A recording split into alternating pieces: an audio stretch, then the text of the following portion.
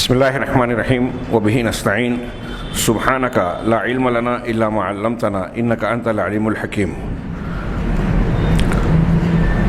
الحمد للہ رب العالمین والصلاة والسلام علی سید المرسلین وعلی آلہ وصحبہ اجمعین ومن تبعہم بإحسان الی یوم الدین. اعوذ باللہ من الشیطان الرجیم. بسم اللہ الرحمن الرحیم. یوم لا ينفع مال ولا بنون الا من اتى اللہ بقلب سلیم. وقال تعالی یا ایھا الناس اتقوا ربکم واخشوا یوما لا یجزی والد عن ولد ولا مولود هو جاز عن والدہ شیئا ان وعد اللہ حق فلا تغرنکم الحیاۃ الدنیا ولا یغرنکم باللہ الغرور. محترم حاضرین، حمد و صلات کے بعد میں نے قرآن کریم کے دو مقام سے اللہ تعالیٰ کا کے ارشاد کے بعض حصے تلاوت کیے.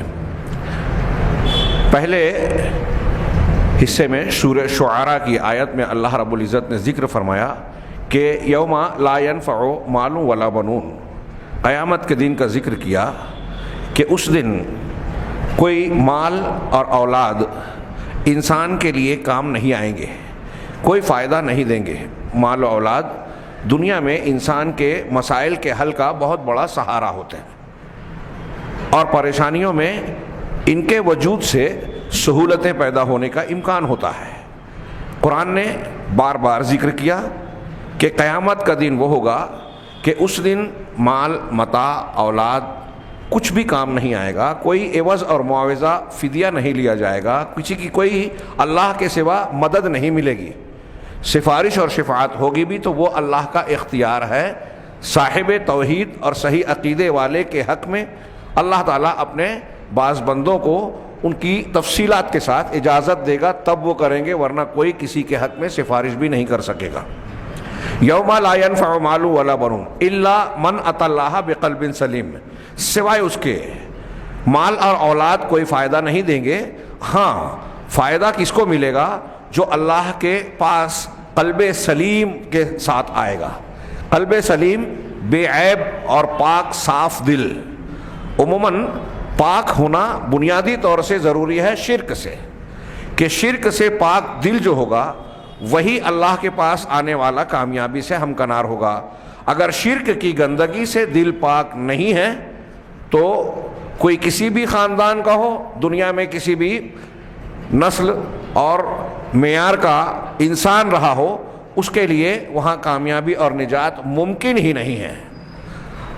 انبیاء کرام شرک کرنے والے اپنے قریبی رشتہ داروں کو نہیں بچا سکیں گے.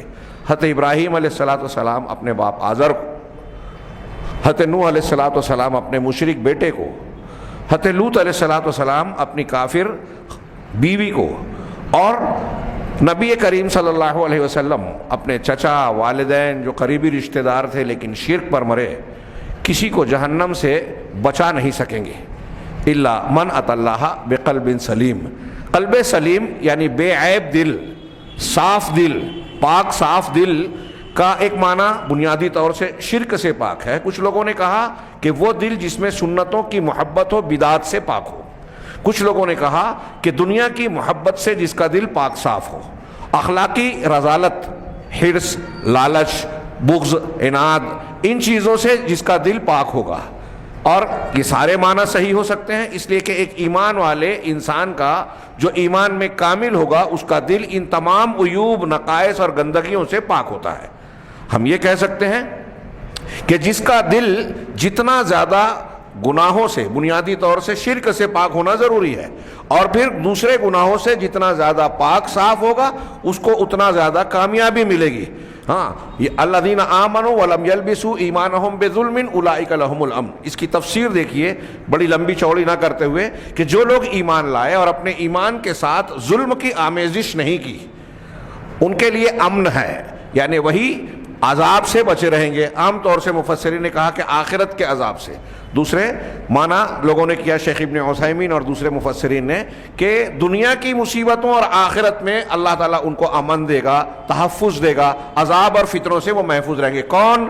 جو ظلم اپنے ایمان کے ساتھ ظلم کی آمیزش نہیں کریں گے۔ اللہ کے نبی صلی اللہ علیہ وسلم سے بخاری شریف کی روایت میں یہ تفسیر مروی ہے کہ یہاں ظلم سے مراد بنیادی طور سے شرک ہے، کہ جو شرک سے محفوظ رہے گا اور ایمان میں شرک کی آمیزش نہیں ہوگی، اس کے لیے امن ہے، اور یہی لوگ ہدایت یافتہ ہیں۔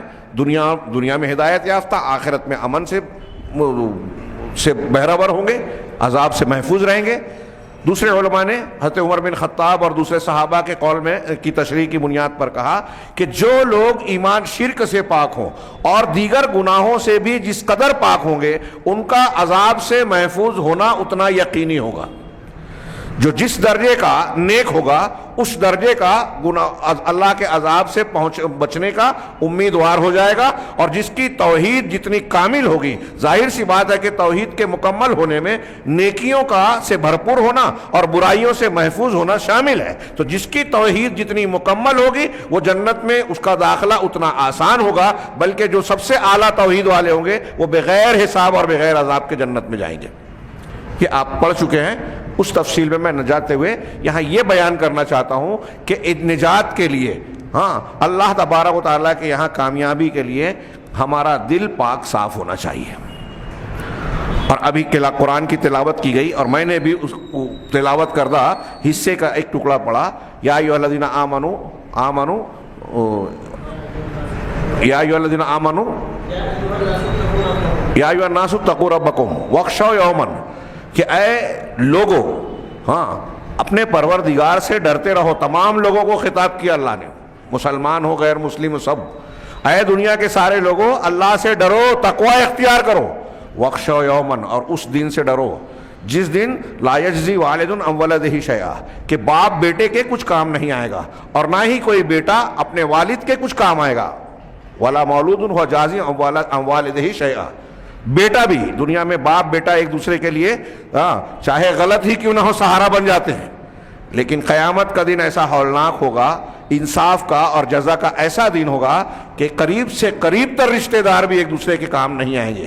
چنانچہ اللہ نے کہا کہ آگے کہا کہ یہ اللہ تبارک و تعالیٰ کا یہ وعدہ حق ہے، سچ ہے، ہو کر رہے گا، اور آگے کہا فلا تغرنکم الحیات الدنیا ولا یغرنکم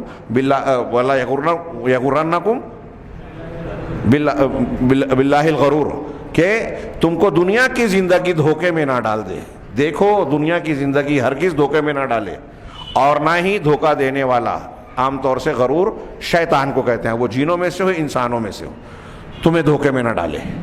یہ دو تمہیدی طور پر قرآن کے دو حصے کو سامنے رکھ کر غور کیجئے کہ ہمیں اپنی کامیابی کے لیے دھوکے سے بچنا، دل کو صاف رکھنا کتنا ضروری ہے۔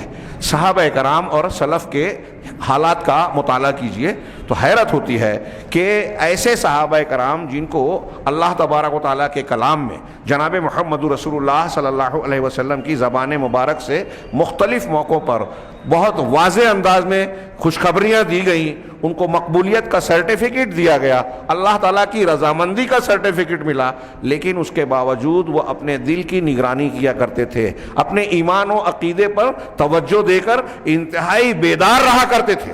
حضرت ابن ابی ملیکہ کا قول امام بخاری نے نقل کیا اپنی صحیح میں، ایک بہت بڑے تابعی ہیں، کہ میں نے 30 صحابہ کرام سے ملاقات کی، لقیت 30 من اصحاب رسول اللہ صلی اللہ علیہ وسلم کلہم یخاف علی نفسہ النفاق، کہ ان میں سے ہر کوئی 30 صحابہ کرام سے میں نے ملاقات کی، ان میں سے ہر کوئی اپنے آپ پر نفاق کا اندیشہ رکھتا تھا، ڈرتا تھا کہ کہیں میرے اندر نفاق تو نہیں۔ عمر فاروق حضرت حذیفہ صاحب سر رسول، رازدار رسول سے پوچھتے تھے کہ کہیں منافقین میں اللہ کے رسول نے میرا نام تو نہیں بتایا۔ عمر فاروق ڈرتے تھے، ہوشیار رہتے تھے۔ یہ میں ایک دو مثال اور اشارہ کر رہا ہوں یہ بتانے کے لیے کہ جب صحابہ کرام اور سلف جو ایمان میں انتہائی اعلیٰ درجے کے مقام پر فائز تھے، درجے میں تھے، تو ہمیں اور آپ کو اس معاملے میں کتنا چوکنا، کتنا بیدار، ہوشیار رہنا چاہیے اپنے اہل و عیال اور گرد و پیش کے معاملے میں، خاص طور سے ایسے ماحول میں جب ہمارے ارد گرد چاروں طرف فتنے، شبہات، ایمان اور عمل صالح کو تباہ کرنے والے بہت سارے عناصر، بلکہ سازش اور منصوبے کی شکل میں بہت ساری چیزیں عام کر دی گئی ہیں، اور ہم دیکھ رہے ہیں، جھیل رہے ہیں، مشاہدہ کر رہے ہیں، تجربات سے گزر رہے ہیں کہ لوگ اپنے آپ کو مسلمان کہتے ہوئے بھی بہت سارے مقامات پر ایمان سے ہاتھ دھو بیٹھتے ہیں اور ان کو اس کا احساس نہیں ہوتا۔ اس تمہید کی روشنی میں یہ جو ہم درس ایک نئی کتاب کا شروع کرنے جا رہے ہیں جو بہت مختصر رسالہ ہے، ازالۃ الشبہات، کہ شبہات کا ازالہ۔ ہاں، میں پہلے تھوڑا سا مصنف کا ذکر کروں گا، اور یہ جو تمہید میں نے باندھی ہے اس کے تناظر میں اس کتاب کا عنوان اور اس کی اہمیت کا اندازہ لگائیے۔ شبہات شبہ کی جمع ہے، وہ چیز جو انسان کو شک و شبہ میں ڈالتی ہیں، ہاں، وہ چیز جو انسان کے لیے کسی معاملے میں التباس پیدا کرتی ہے کہ یہ صحیح ہے یہ صحیح ہے، صحیح کو غلط اور غلط کو صحیح سمجھنے لگے کوئی آدمی، اس کو شبہ کہتے ہیں۔ آج میں نے کہا کہ صحابہ کرام نفاق سے ڈرتے تھے، برائیوں میں پڑ نہ جائیں۔ حضرت حذیفہ بن یمان رضی اللہ تعالیٰ عنہ کی ایک لمبی حدیث ہے بخاری شریف میں، انہوں نے کہا کہ اللہ کے رسول صلی اللہ علیہ وسلم سے لوگ خیر کے بارے میں پوچھتے تھے، میں شر کے بارے میں پوچھتا تھا، کیوں؟ مخافۃ ان اقع فیہ، اس ڈر سے کہ میں اس برائی اور شر میں پڑ نہ جاؤں، شر کو جان کر اس سے بچوں۔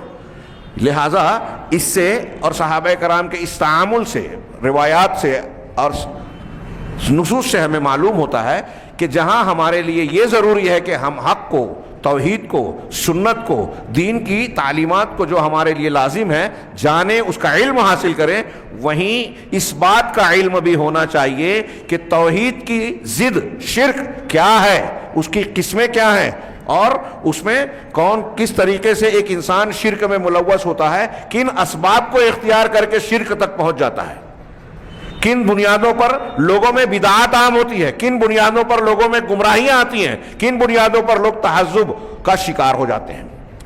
ابھی ایک کال ایک دوست نے بھیجا شیخ دکتور ربی کا، ہاں، وہ بیان کرتے ہیں کہ کچھ ایسے لوگ آپ کو ملیں گے عوام میں کہ ان کے پاس عقیدہ صحیح ہے، عقیدہ صحیح ہے، اہل حدیث اپنے آپ کو بولتے ہیں، لیکن منہج میں بگڑے ہوئے ہیں، اور آج ایسا آپ کو بہت ملے گا، بہت ملے گا۔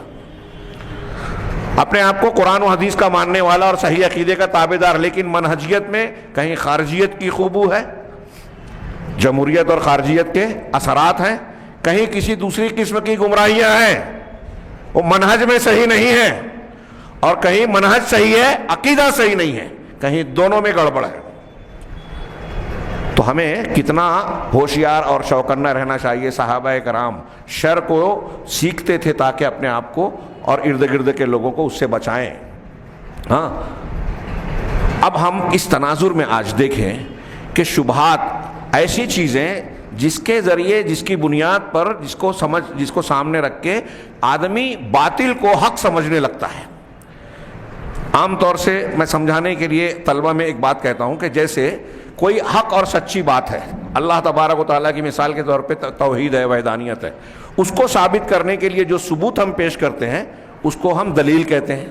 ثبوت، دلیل ایک ہی چیز ہے کہ یہ دلائل ہے، اللہ کی توحید کی دلیل ہے، رسول صلی اللہ علیہ وسلم کی رسالت کی دلیل ہے، ہاں، فلاں چیز کے فرض ہونے کی دلیل ہے، نماز کے فرض ہونے کی یہ دلیل ہے، قرآن میں ہے، سود کے حرام ہونے کی دلیل ہے، قرآن میں اللہ نے فرمایا وَأَحَلَّ اللَّهُ الْبَيْعَ وَحَرَّمَ الرِّبَا، تو حرم الربا سے ظاہر ہے یہ دلیل ہے اس بات کی، اللہ کا کلام، کہ سود حرام ہے۔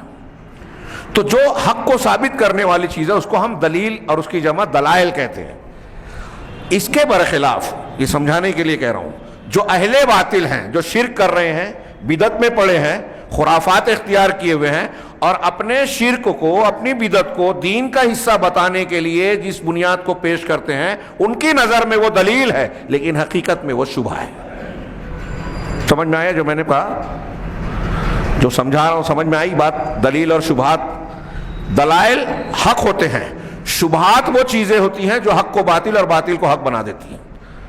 اور ہمارے یہاں کوئی شخص اگر شرک کر رہا ہے، جیسے قبر پرست لوگ ہیں، نبی صلی اللہ علیہ وسلم کے مقام کو جن لوگوں نے اپنے مشائخ کو، اپنے پیروں کو، اپنے اماموں کو دخیل بنا دیا، جب آپ ان سے سمجھانے جائیں گے کہ دیکھیے اللہ کے رسول صلی اللہ علیہ وسلم کا یہ حق ہے، آپ کی حدیث آ گئی تو آپ کسی کی بات نہیں مان رہے ہیں، تو وہ کچھ باتیں پیش کریں گے، ارے اتنے بڑے آدمی، اتنے بڑے امام، ہم کو اس سے، تم کو اس سے زیادہ سمجھتا ہے کیا؟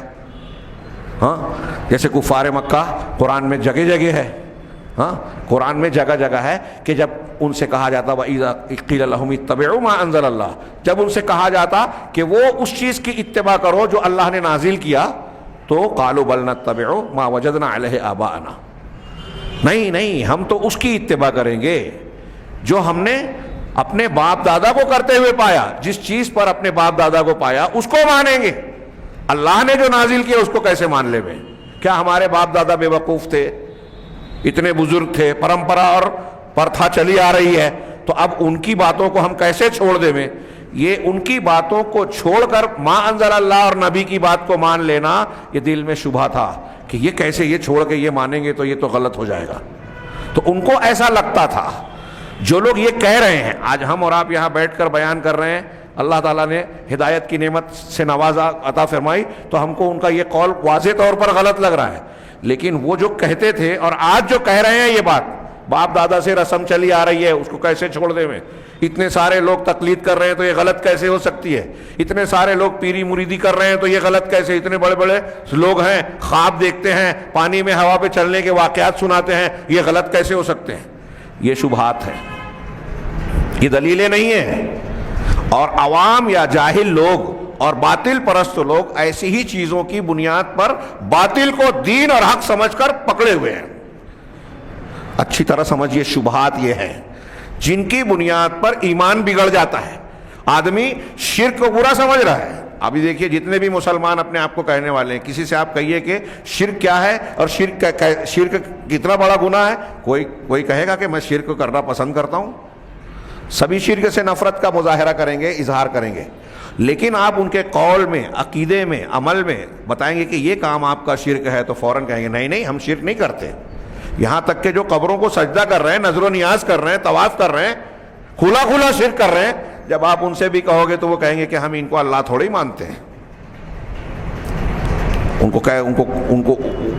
کو ہم اللہ کے برابر نہیں مانتے، ان کو اللہ کے درمیان واسطہ۔ وہی دلیل جو کفار مکہ دیا کرتے تھے، وہی بات جو قوم نوح میں تھی، وہ بھی اپنے بتوں کو اللہ نہیں مانتے تھے، وسیلہ مانتے تھے، اور یہ اللہ کا سے ہم کو قریب کر دیں گے، قرآن نے نقل کیا۔ تو قوم نوح اور قوم کفار مکہ کا جو عقیدہ تھا، آج ہمارے یہاں کچھ لوگ قرآن سے اس کو ثابت کرنے کی کوشش کرتے ہیں کہ دیکھو یہ دین ہے۔ کتنے افسوس کی بات ہے، لیکن یہ افسوس کی بات کہاں سے آئی؟ شبہات کی وجہ سے۔ ایسے شبہات جو ہمارے عقیدے میں، توحید میں شرک اور کفر کی ملاوٹ کر دیتے ہیں اور آدمی کو پتہ بھی نہیں چلتا، یہ کتنے خطرناک ہے سوچئے۔ اور آج ایمان اور اسلام کا دعویٰ کرنے والے، مسلمان کہلانے والے بہت بڑے طبقوں میں، بہت سے مسلک کے ماننے والے لوگوں میں ایسے شبہات عام ہیں۔ ہاں، وسیلہ، شفاعت، اس کو جائز کو، جو جائز ہے شریعت میں جس کی اجازت ہے، اس کو بنیاد بنا کر جو ناجائز ہے اس کو ثابت کرنے کی کوشش کی جاتی ہے۔ نتیجے میں مسلمان بھی کہہ رہے ہیں اپنے آپ کو اللہ تبارک و تعالیٰ کا ماننے والا، قرآن و حدیث کا ماننے والا، رسول سے محبت کرنے والا، لیکن ان سب کے باوجود ان چیزوں کا ارتکاب کرتے ہیں جس کو اللہ نے، رسول نے منع کیا۔ کیوں؟ شبہات کی وجہ سے۔ تو میں یہ عرض کرنا چاہتا ہوں، آج ہم جو اس نئے کتابچے کا آغاز کر رہے ہیں، کتنی اہمیت کی حامل چیز ہے، ہاں، کہ شبہات جو ہیں جس کی وجہ سے ایک آدمی غلط عقیدے میں باطل کو حق اور حق کو باطل سمجھنے لگتا ہے، اس کا ازالہ، کشف الشبہات یہ کتابچے کا نام ہے۔ شبہات کو کشف مانے ہٹانا، ازالہ کرنا، ہاں، کیا ہے؟ ازالۃ الستر والغطاء، جو پردہ پڑا ہے، جو دھند اور غبار پڑا ہے حق پر، شبہات کا، اس کو صاف کرنا، ہٹانا، ازالہ کرنا۔ یہ کتابچہ شیخ محمد بن عبد الوہاب رحمہ اللہ کا ہے، ہاں، بڑی مشہور بھی اور بڑی بدنام شخصیت بھی، ہاں، شیخ محمد بن عبد الوہاب، جن کی طرف نسبت کر کے الزام کے طور پر لوگوں کو، اہل الحدیث کو ایک زمانے سے وہابی کہا جاتا تھا، اور آج انتہا پسندی دہشت گردی کے ساتھ سب سے زیادہ مستشرقین کی طرف سے، غیر مسلموں کی طرف سے، اور خود ان کے چیلے چاپڑے اور متاثر لوگوں میں شبہات کی بنیاد پر، وہ بھی مسلمانوں میں بھی بہت سارے لوگ اہل الحدیث کو وہابی کہتے ہیں۔ ہاں، یہ شیخ محمد بن عبد الوہاب رحمہ اللہ کی شخصیت کے تعلق سے بھی بہت سارے گرد و غبار اور الزامات کے پردے میں ان کو ڈھانک دیا گیا. ان کی شخصیت قابل مطالعہ ہے. ہم مدرسے میں پڑھاتے ہیں تو طلبہ سے میں کہتا ہوں کہ بڑی شخصیات کا مطالعہ ہمیں بڑوں کے طور طریقے سکھاتا ہے، بڑے بننے کی اور زندگی میں بہتر سے بہتر طریقہ اختیار کرنے کی تعلیم دیتا ہے. اپنے بڑوں اور تاریخی شخصیات کا مطالعہ ضرور کیجیے. اور علامہ ابن تیمیہ، علامہ ابن قیم، شیخ محمد بن عبد الوہاب جن کو شیخ الاسلام علامہ ابن تیمیہ، ان کو بھی شیخ الاسلام بجا طور پر کہا جاتا ہے. ان کی ولادت عیینہ شہر میں، یہ جو نجد اور حجاز کا علاقہ ہے، یہ وہ نجد نہیں ہے جس کی اللہ کے رسول نے مذمت کی تھی. ہاں، فتنہ نجد کی طرف سے اٹھے گا. ہمارے یہاں بریلوی حضرات اس پر خوب کہتے ہیں کہ نجدی فتنہ. محمد بن عبد الوہاب نجدی، 3 نجد تھا. ایک نجد تہامہ ہے، ہاں، ایک نجد عراق ہے. تو جس نجد سے فتنے کے اٹھنے کا ذکر قرآن حدیثوں میں ہے وہ نجد عراق ہے. یہ کوفہ، عراق اسی علاقے کا ہے. اور آپ دیکھیے تاریخ میں اللہ کے رسول نے مدینہ کی طرف، مشرق کی طرف اشارہ کر کے کہا تھا وہاں سے مشرق ہے. اور اکثر فتنے اسلامی تاریخ میں آپ دیکھیں کہ عراق اور اس کے علاقے میں جبریہ، قدریہ، ہاں، تصوف کے بہت سارے لوگ، مختار ثقفی اور بہت سارے فتنے وہاں پیدا ہوئے. اور مجھے لگتا ہے کہ ہندوستان، پاکستان بھی اسی سمت میں آئے گا. ہاں، ایسا لگتا ہے. یہاں بھی بہت سے انکار حدیث، قادیانی، مرزا غلام احمد قادیانی اور نہ جانے ایسے کئی لوگ پیدا ہوئے فتنے. تو اللہ کے نبی صلی اللہ علیہ وسلم نے، یہ جو میں محمد بن عبد الوہاب کا تعارف کرا رہا تھا، یہ سن 1206 ہجری میں ان کی ولادت ہوئی عیینہ شہر میں، اور 1206 میں ان کی وفات ہوئی. 1115 میں ان کی ولادت ہوئی تھی. ایک علمی خاندان تھا. ان کے والد بہت بڑے عالم تھے، شہر کے قاضی تھے، ہاں، اور فقہ اور فتوے میں بہت بارز اور نمایاں شخصیت تھی. ان کے دادا بھی عالم دین تھے. اپنے والدین سے بھی تعلیم حاصل کی، اور جیسے جیسے عمر بڑھتی گئی اپنے شہر اور شہر سے باہر کئی علاقوں کا سفر بھی کیا، مکہ، مدینہ، یہاں تک کہ بغداد بھی گئے علم کو حاصل کرنے کے لیے. یہ ایک روایت رہی ہے اہل علم سے، بڑے بڑے مشائخ کے پاس جا کے ان کے سامنے زانو تلمذ طے کرنا اور ان سے استفادہ کرنا. ان کی ذہانت اتنی زبردست تھی، آپ اندازہ لگائیں کہ 10 سال سے کم عمر میں ہی پورے حافظ قرآن ہو گئے تھے. اور ان کی ذہانت کے بہت سارے واقعات ہیں، ہم شخصیت کی اس تفصیل میں نہیں جا سکتے. پھر انہوں نے اپنے والد کے بعد جو ہے دعوت و تبلیغ کا کام زور شور سے شروع کیا. تصنیف و تالیف بھی کی. دعوت و تبلیغ، تصنیف و تالیف میں تفسیر میں بھی کام کیا، حدیث میں بھی کام کیا، فقہ کی کتابیں بھی لکھی، اور سب سے زیادہ جس میں محنت کی وہ عقیدے کا باب ہے. شیخ محمد بن عبد الوہاب رحمہ اللہ کی شخصیت کو آپ پڑھیں گے تو ان کے دور میں بھی آپ دیکھیں گے کہ اس علاقے میں قرب و جوار اور اطراف میں انتہائی جاہلیت اور جہالت کا ماحول تھا ان کے زمانے میں بھی. جیسے اللہ کے نبی صلی اللہ علیہ وسلم کی بعثت کے وقت شرک اور بت پرستی کا دورہ تھا، ایسے ان کے زمانے میں آپ یہ پائیں گے کہ قبر پرستی، قبہ پرستی، علم، کوئی غار پہ جا کے کوئی کسی بابا کو، کسی کو سید کہہ رہا ہے، ابھی آگے آئے گئی وہ تفصیلات. ہاں، کوئی غار میں جا کے کسی منت پوری کر رہا ہے اور لوگوں سے دیوی سے، وہاں کے کسی نام کو پکار کر، جن سے اور وہاں کے کسی شخصیت کے نام پر جو ہے مدد طلب کر رہا ہے. مختلف قسم کی شرکیات، دین سے دوری، توحید مخدوش ہو چکی تھی.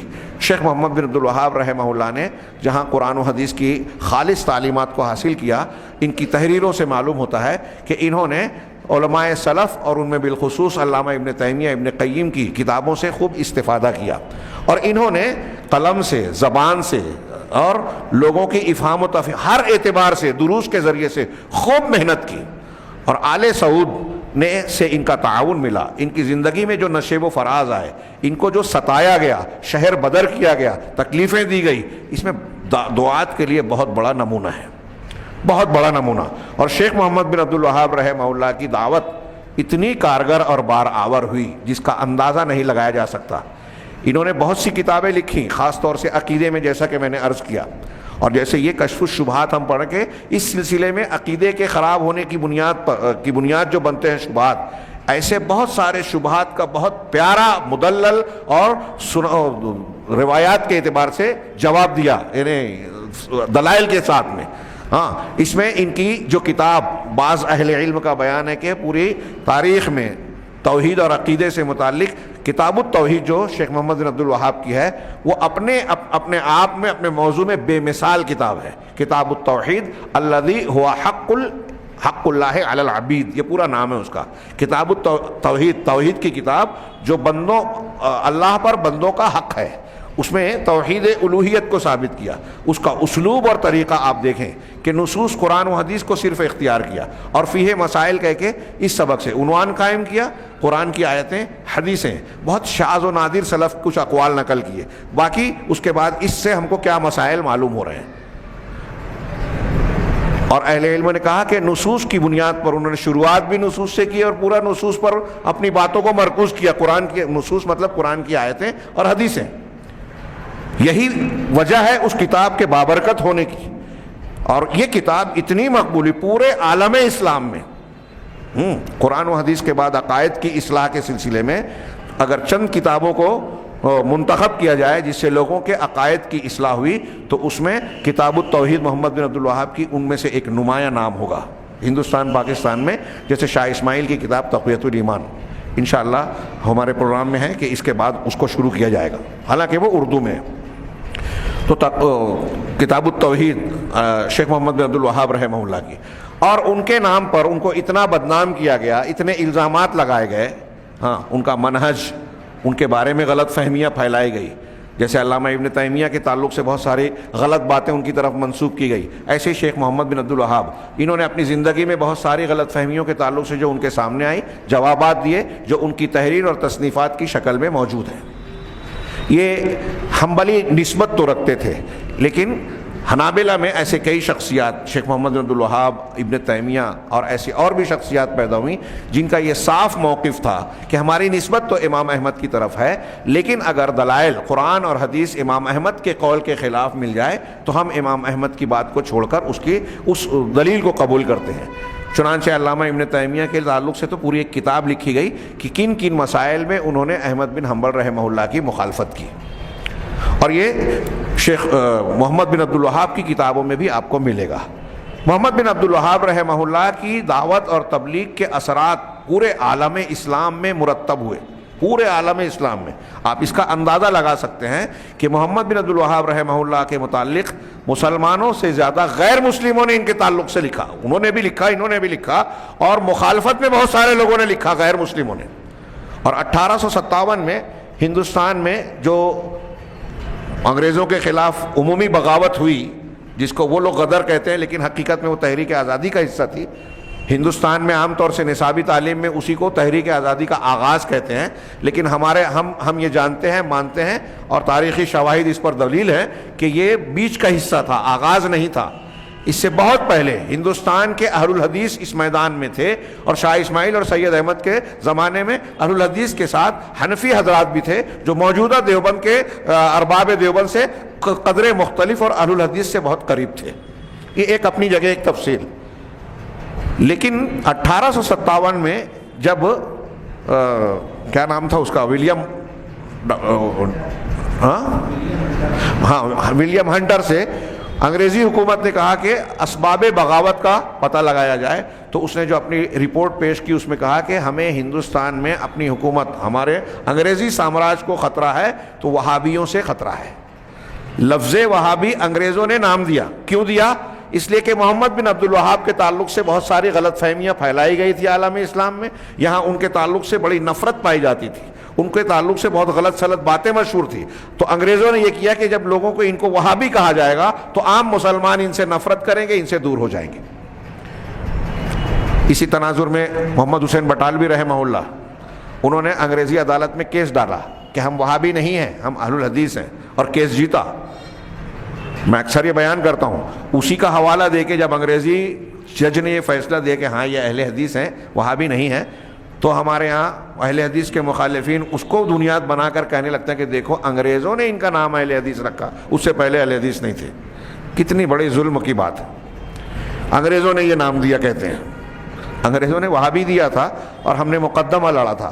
اور جو شیخ محمد حسین بٹالوی نے یہ مقدمہ لڑا تھا، اس کی وجہ یہ تھی کہ جب ولیم ہنٹر کی رپورٹ آئی تو اس کے بعد پورے ملک میں اہل حدیثوں کی پکڑ دھکڑ، قتل و غارت گری، سزائیں، پھانسی پہ چڑھانا، کالے پانی کی سزا دینا، یہ بالکل کامن ہو گیا۔ ڈاکٹر تارا چند ایک غیر مسلم مورخ لکھتا ہے کہ پورے ہندوستان میں 5 لاکھ وہابیوں کو قتل کیا گیا، 5 لاکھ۔ صرف بنگال میں، غیر منقسم بنگال، صرف بنگال میں 1 لاکھ اہل حدیثوں کو مارا گیا۔ تو عرض یہ کرنا ہے، مولانا ابو الحسن علی میاں ندوی رحمہ اللہ، مولانا ابوالکلام آزاد رحمہ اللہ اور ایسے بڑے بڑے علماء، ان کی تحریروں میں آپ پائیں گے کہ انگریزوں نے جو مجاہدین آزادی اہل الحدیث کو وہابی کہا تو یہ نفرت دلانے کے لیے، اور اتنا مشہور کیا گیا کہ وہابی اور باغی یہ دونوں مترادف مانا جانے لگا، یعنی وہابی کسی کو کہے مطلب باغی۔ ہاں، جیسے آج کل غیر مولانا طور پہ چلتا ہے نا، اگر کوئی لیڈر یہ بیان دیتا ہے کہ فلاں واقعہ ہوا، اس میں لگتا ہے کہ دہشت گردی ہے، تو یہ لفظ استعمال ہوا تو اس کا مطلب میڈیا کے لوگوں کو، گورنمنٹ کے لوگوں کو، پولیس والوں کو یہ میسج دیا جا رہا ہے کہ مسلمانوں کو پکڑو، ان پہ الزام ڈالو۔ اتنا عام کر دیا گیا ہے،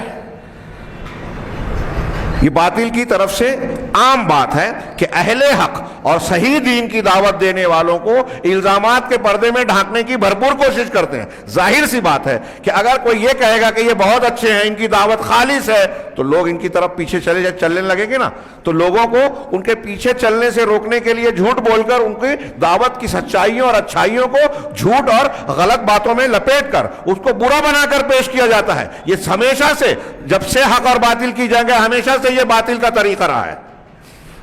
لیکن اس کے باوجود، تھوڑی بات میری لمبی ہو گئی، اصل کتاب پر آنے سے پہلے وقت ختم ہو رہا ہے۔ میں اس سے پہلے یہ کہہ رہا ہوں کہ لیکن یہ سارے معاملے میں اگر آپ غور کریں، شیخ محمد بن عبد الوہاب رحمہ اللہ کی دعوت کا نتیجہ اور اس کا حاصل، ان کے الزامات، ان کے تعلق سے نسبت جو کی گئی ہے بہت سارے واقعات اور معاملات کی، اس کا موقع نہیں ہے کہ میں اس کو پیش کروں اور گفتگو کروں۔ میں کہوں گا کہ ان کے تعلق سے ضرور ایک کتابوں کا مطالعہ کیا جائے۔ اب تو کافی کچھ مواد آ چکا ہے، ہاں، کافی کچھ ان کی خدمات لی۔ لیکن میں آج یہ کہنا چاہتا ہوں کہ مملکت سعودی عربیہ دنیا میں جتنے مسلمان دشمن عناصر ہیں، ہاں، جتنے مسلم دشمن عناصر ہیں، سب کو سب سے زیادہ کھٹکتا ہے سعودی عرب، اور جو مسلم دشمنوں کو کھٹکتا ہے وہ بہت سارے مسلمانوں کو بھی، اسلام پسندوں کو بھی کھٹکتا ہے۔ تو بتائیے کہ ان کا تال میل کن سے ملتا ہے؟ جتنے بدعتی ہیں وہ اہل توحید اور اہل سنت اہل الحدیث سے ضرور چڑھتے ہیں پوری تاریخ میں۔ جیسے روافض نے ہمیشہ مسلمانوں کو نقصان پہنچایا، ایسے اہل بدعت اہل سنت کے ہمیشہ مخالف رہے ہیں۔ اب کوئی واقعہ، کوئی خبر سعودی کے خلاف آتی ہے اور ہمارے یہاں شور ہنگامہ مچایا جاتا ہے تو وہاں دکھاوا وہ خبر کا ہوتا ہے، حقیقت میں وہ چھپا ہوا بغض اور اناد، منہج، مسلک اور عقیدے کا اختلاف ہے۔ ورنہ وہی بات جو سعودی عرب میں ہوتی ہے، اگر وہی ترکی میں ہو، وہی ایران میں ہو، وہی قطر میں ہو تو خاموشی، وہی کچھ نہیں بولتا۔ اس سے پتہ چلا کہ جنگ جو ہے، لڑائی جو ہے، اصولوں یا اعمال یا صحیح اور غلط کی بنیاد پر نہیں ہے۔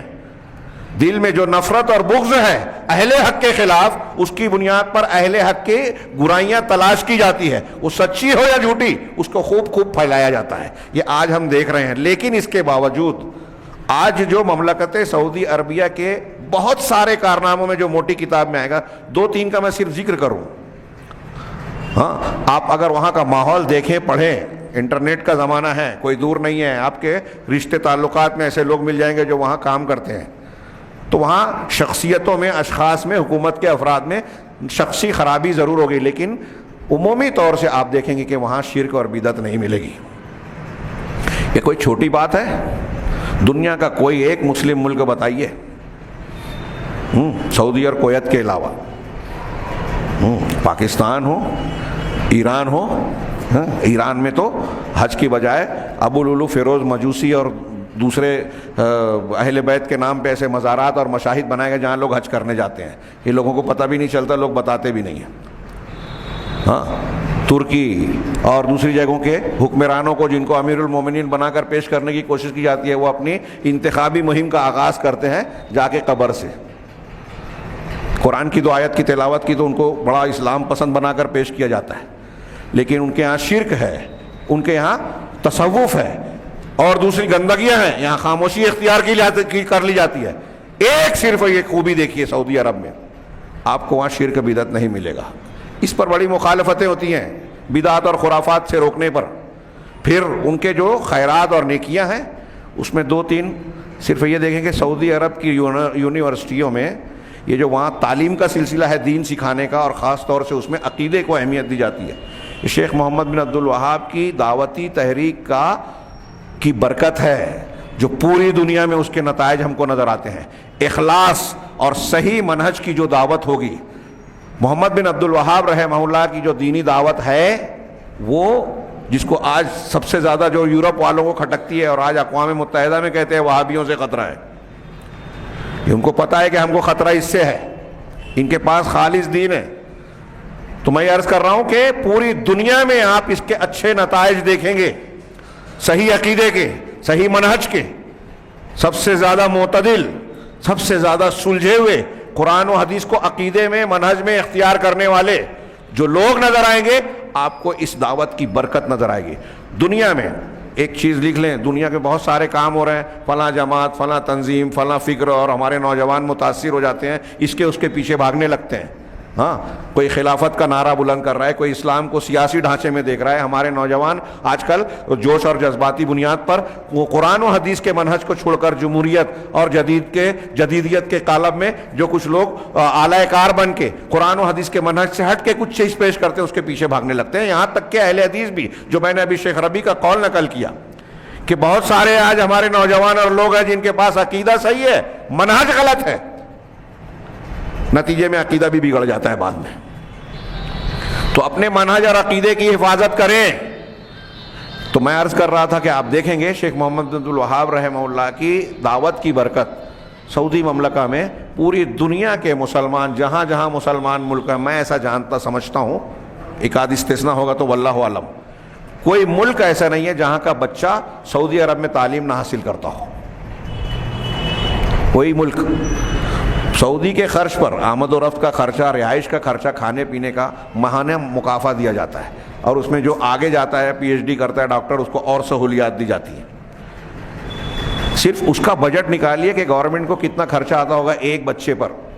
ہندوستان پاکستان کا ایک بچہ گیا، 4 سال 5 سال، اور جو پی ایچ ڈی کرتے ہیں وہ 20 سال وہاں رہتے ہیں، پڑھتے ہیں، ماہانہ ان کو جو مکافہ، ان کے اخراجات، ان کو فلیٹ اور رہائش کے انتظامات دے رہے ہیں، کتنا ہوتا ہوگا ایک بچے کا؟ پوری دنیا کے طلبہ پڑھتے ہیں۔ چھوٹی بات ہے؟ اس کی کیا نیت ہے؟ اس سے اس کو کیا فائدہ ہو رہا ہے؟ کون سا سیاسی فائدہ حاصل کر رہا ہے؟ اس کے مقابلے میں کوئی مسلم ملک اس طرح کا کر رہا ہے عمل؟ کتنی بھی دولت ملی ہو، قرآن جس طرح ایک یہ عمل پوری دنیا کی زندہ زبانوں میں کوشش کر کے اکیلے سعودی عرب نے قرآن کے جو تراجم کیے، معیاری انداز میں چھاپا اور مفت تقسیم کیا جاتا ہے پوری دنیا میں۔ اور کس کس موقع پر؟ رشیا ٹوٹا جب، جو مسلم ممالک آزاد ہوئے جہاں قرآن رکھنا ممنوع تھا، سعودی عرب نے چائنیز لینگویج میں، رشین لینگویج میں ترجمہ کرا کے وہاں قرآن پورا چارٹر پلین بھر کے شاہ فہد نے بھجوایا۔ پوری دنیا میں ان کی طرف سے دعات اور مبلغین جاتے ہیں، تصنیف و تالیف کا کام ہوتا ہے، پوری دنیا میں مسجدیں تعمیر ہوتی ہے۔ پورے سعودی عرب میں شیخ محمد بن عبد الوہاب کی دعوت کا امتداد بتا رہا ہوں، اس کے اثرات بتا رہا ہوں۔ ان کے یہاں معاہدہ ہے کہ آل محمد بن عبد الوہاب علمی قیادت کریں گے اور آل سعود اقتدار اور حکومت سنبھالیں گے۔ وہ آج تک چل رہا ہے، دونوں ساتھ ساتھ کام کر رہے ہیں۔ اور عرب کو، امریکہ اور یورپ کو یہ سمجھ میں نہیں آتا۔ ہمارے ہاں بھی لوگ چلانے لگے آزادی اظہار رائے نہیں ہے، پھر بھی لوگ وہاں خاموش ہیں، امن چین سے ہیں۔ آج تک ہمارے نوجوانوں کو بھی اب سمجھ میں نہیں آتا، آزادی اظہار رائے کی ضرورت نہیں ہے۔ آپ تقریر کریں، بولے، چلائے، اس سے کیا فائدہ؟ آپ کو جو حقوق ملنا چاہیے، انصاف ملنا چاہیے، امن ملنا چاہیے، وہ ضروری ہے حکومت کی طرف سے ملنا۔ سعودی عرب میں یہ چیزیں عوام کو حاصل ہے، امن ہے، آزادی ہے۔ آزادی کس معنی میں؟ جو حقوق ہیں اس کی حصول یابی سہولت کے ساتھ ہے۔ اب آپ یہاں تقریر کریں، اخبار میں لکھیں، بیان دے میں اور پکڑے جائیں۔ اب تو یہاں دیکھو آزادی کا نام ہے، لیکن لیڈر اور بڑے بڑے لیڈر کو بیان دے دیتے تو ای ڈی کا چھاپا پڑ جاتا ہے۔ یہ آزادی ہے؟ تو یہاں اس پر کون اختلاف کرے گا؟ ہاں تو خیر، وہاں جو آزادی ہے، وہاں جو قانون کا نفاذ ہے کہ اگر ایک قانون کے خلاف اگر کوئی بڑے سے بڑا شاہی خاندان کا آدمی بھی آ گیا زد میں تو قاضی کے فیصلے سے وہ بچ نہیں سکتا. یہ آج بھی وہاں نظر آئے گا. اور یہاں طاقتور آدمی رہتا ہے ہاں تو دھماکہ کرنے والے جو ہے ممبر پارلیمنٹ بن گئے، ضمانت حاصل کر لی ممبر پارلیمنٹ، اور جن لوگوں نے احتجاج کیا ان کو گرفتار کر کے ڈال دیا NRC کے ٹائم پہ، تو ابھی تک ان کی ضمانت بھی نہیں ہو سکی، مہینوں سے، سال سے اوپر ہو گیا. ایک صحافی جو جاتا ہے کیرلا سے جو ہے دلی، اس کو اوپر الزام ڈال کے اندر کر دیا، آج تک اس کی ضمانت نہیں ہو سکی. اور جو مسلمانوں کے خون بہانے کی بات کرتا ہے اس کی ضمانت ہو جاتی ہے. یہ خوبیاں میں جو عرض کر رہا ہوں کہ یہ جو خوبیاں نظر آتی ہے، انصاف کی فراوانی، امن کی فراوانی، تعلیم، پورے سعودی عرب میں یہ جو آج ہم کتاب پڑھ رہے ہیں، جس طرح سے میں درس دے رہا ہوں، ہاں میں بہت چھوٹا آدمی ہے، ہم لوگوں کا بہت ہلکے پیمانے پہ، پورے مملکہ سعودی عرب میں حکومت کی طرف سے یہ انتظام ہے کہ مساجد میں بڑے بڑے علماء جو واقعی علماء ہیں ان کو متعین کیا جاتا ہے. علماء کو، مستند علماء کو، وہ عقیدے کی، منہج کی، فقہ کی، مسائل کی، نماز کے احکام، فلاں احکام کی کتابیں باقاعدہ پڑھاتے ہیں. جیسے ہمارا یہ درس ہو رہا ہے نا، ہر مسجد میں تقریباً ہوتا ہے، فجر بعد، مغرب بعد، الگ الگ اوقات میں، ہفتے میں 3 دن 4 دن یا ہفتے میں 1 دن ہم کر رہے ہیں. دروس کا سلسلہ چلتا ہے. اور صرف مکہ مدینہ حرمین میں، جس وقت میں عمرے کے لیے گیا تھا وہاں میں نے معلوم کیا تھا تو پتہ چلا تھا کہ صرف مسجد نبوی میں 19,000 بچے پڑھتے تھے. مسجد نبوی میں 19,000 بچے جو الگ الگ موقعوں پر اکٹھا ہوتے تھے، الگ الگ اساتذہ کے پاس. اس میں حفظ قرآن، تجوید قرآن، قرآن کی تصحیح، اس کے علاوہ عقائد، منہج کے الگ الگ جو دروس ہوتے ہیں اور حلقے ہوتے ہیں، سب الگ الگ ہیں. حرمین میں یہ انتظام کیا جاتا ہے، بڑے بڑے علماء کو سال بھر مغرب بعد وہ متعین ہے کہ لوگوں کے سوال کا درس دیتے ہیں اور لوگوں کے سوال کا جواب دیتے ہیں. یہ دین کے سیکھنے سکھانے کا حکومتی انتظام ہے. یہ محمد بن عبد الوہاب کی دعوتی کوششوں کا امتداد ہے. خیر، بات کافی طویل ہو گئی. میں 2 جملے کہہ کے کتاب پر آنا چاہتا تھا کہ شیخ محمد بن عبد الوہاب رحمہ اللہ نے علامہ ابن تیمیہ کی طرح عقائد پر زیادہ لکھا بولا. اگر میں اس میں جاؤں تو پھر 10-15 منٹ چلا جائے گا. شیخ الاسلام علامہ ابن تیمیہ سے سوال کیا گیا کہ احکام اور فروع سے زیادہ آپ نے عقائد پر کیوں لکھا، تو انہوں نے لمبی چوڑی توجیہ کی بیان کیا، وجہ بتائی اور بتایا کہ یہ دین کی اصل ہے، بنیاد ہے. اور میں نے دیکھا کہ لوگ شیاطین الانس والجن لوگوں کے دین پر جب حملہ کرتے ہیں تو زیادہ تر ایسے شبہات پیش کرتے ہیں جس سے لوگوں کا عقیدہ خراب ہوتا ہے. اب آپ کا عقیدہ اگر بگڑ گیا تو آپ کتنا بھی اچھا عمل کریں پھر کیا فائدہ. لہٰذا زیادہ زور عقیدے پہ دینا چاہیے، اور یہ انبیاء کا منہج اور طریقہ ہے. چنانچہ انہوں نے بھی عقائد پر کافی کتابیں لکھی، اور ان کی 2 الگ الگ کتابوں میں شیخ محمد بن عبد الوہاب رحمہ اللہ نے شرک کو صحیح ثابت کرنے کے لیے جو لوگ شبہات پیش کرتے ہیں، استدلالات کرتے ہیں، ان کو بہت اچھے انداز میں وضاحت کے ساتھ جوابات دیے ہیں. ہاں، انہی سلسلے میں سے ایک کتاب یہ ہے، ازالہ کشف الشبہات، شبہات کا ازالہ. اس سلسلے میں عقیدے کے بارے میں جو باطل چیزوں کو، شرکیات کو، ناجائز وسیلے کو، بدعت و خرافات کو لوگ دین سمجھ کے گلے لگائے ہوئے ہیں اور اس کو صحیح بتانے کے لیے جو استدلالات پیش کرتے ہیں، ایسے کئی بہت اہم معاملات کو شیخ محمد بن عبد الوہاب رحمہ اللہ نے پیش کر کے ان کا رد کیا ہے. یہ آج میں چاہتا تھا کہ ابتدائی 1-2 صفحات ہو جائیں، لیکن وقت کافی زیادہ ہو گیا. صاحب کتاب اور کتاب کا تعارف، یہ سمجھ لیجئے کہ ہمارا آغاز ہوا، اور انشاءاللہ اس درس میں سلسلہ وار ہم کشف الشبہات کا مطالعہ کریں گے. اور میرے ہاتھ میں سامنے جو کتاب ہے کشف الشبہات، بہت مختصر سا رسالہ، اور پھر اس کی کچھ تشریح ہے زید بن محمد بن ہادی المدخلی. یہ بہت بڑے عالم تھے، انتقال ہو گیا، ماضی قریب کے ہی تھے، اور ان کی میں سمجھتا ہوں کم و بیش 50 یا اس سے زیادہ کتابیں تھیں. بہت بڑے عالم تھے، ان کی شرح ہے یہ. اور شیخ صالح اور دوسرے علماء نے بھی اس کتابچے کی شرح لکھی، اور یہ کتاب بھی عالم اسلام میں، خاص طور سے سعودی عرب میں، ان ترجیحی کتابوں میں شامل ہیں جن کا درس عوام کو اور لوگوں کو بار بار دیا جاتا ہے. اور ان کتابوں کو پڑھنے کی برکت یہ ہے کہ آپ اس جگہ پر جہاں ان کتابوں کے دروس ہوتے ہیں، اصول ثلاثہ، قواعد الاربع، القواعد الاربع، شیخ محمد عبد الوہاب کے 2 اور الگ الگ رسالے ہیں، 3 اصول، القواعد الاربع 4 قواعد، اصول ستا، چھ اصول اور کشف الشبہات، تو ان کے دروس ہوتے ہیں، اور ان چیزوں کے دروس پڑھنے سے جو تاصیل عقیدے کے سلسلے میں لوگوں کے دل میں پیدا ہوتی ہے، آپ دیکھیں گے کہ جو لوگ یہ دروس اہل علم کے حلقوں میں جا کے حاصل کرتے ہیں وہ فتنوں سے، شبہات سے محفوظ رہتے ہیں۔ اور آج کل ہندوستان پاکستان میں جو ایک ٹرینڈ چلا ہے، لوگوں کے لیے درد سر بنا ہے، لوگ فون کرتے ہیں ہمارے علاقے میں ایک فتنہ چل رہا ہے کہ کچھ لوگ خلافت کے موضوع پہ، کچھ نوجوان جو ہے وہ کرتے ہیں، اپنے علماء کی مخالفت کرتے ہیں، علماء کے خلاف فتوے دیتے ہیں، وہ جہاد کی اور فلاں چیز کی بات کرتے ہیں، جذباتی باتیں کرتے ہیں، یا فلاں انجینئر کے موافق ہو گئے اس کو لائک کرتے ہیں اور اس کی وجہ سے علماء پر، صحابہ پر تنقید کرتے ہیں۔ یہ جو فتنے پیدا ہوتے ہیں نا، یہ وہی جہالت کی بنیاد پر، منہج اور عقیدے کی صحیح تعلیم نہ ہونے کی بنیاد پر۔ لہٰذا آج کے درس میں سمجھ لیجئے کہ جو تھوڑی سی تعارفی بات ہوئی، آپ اتنا سمجھیے کہ ہمارے لیے بہت ضروری ہے کہ حق کے معاملے میں جو شبہات ہمارے درمیان پھیلا کر غلط چیزوں کو صحیح بتایا جاتا ہے، اس کو بھی جاننا بہت ضروری ہے، تاکہ ہم اپنے عقیدے کی حفاظت کر سکیں، ایمان کی حفاظت کر سکیں، اور قیامت کے دن بے عیب دل کے ساتھ اللہ کے جناب میں حاضر ہو سکیں۔